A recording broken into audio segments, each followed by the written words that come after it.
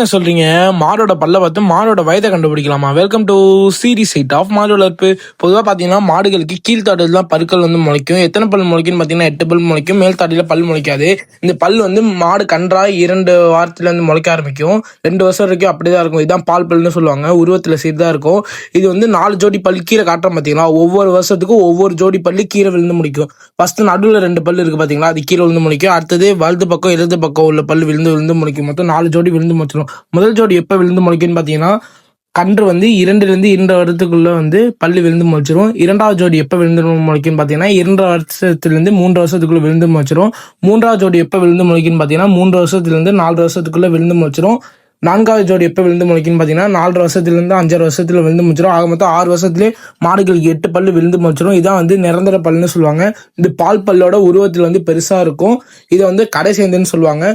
மாடுகளுக்கு 8 வருஷம் கழிச்சு பல்லு வந்து தேய ஆரம்பிக்கும். இந்த தேய்மானம் எப்போ ஏற்படும் பார்த்தீங்கன்னா 12 வருஷம் வரைக்கும் இந்த தேய்மானம் ஏற்படும். 12 வருஷத்துக்கு அப்புறம் ஒவ்வொரு பல்லு வந்து தேஞ்ச பல் கீழே விழுவ ஆரம்பிச்சிடும். இது மூலியமா மாடோட வயதை கண்டுபிடிக்கலாம்.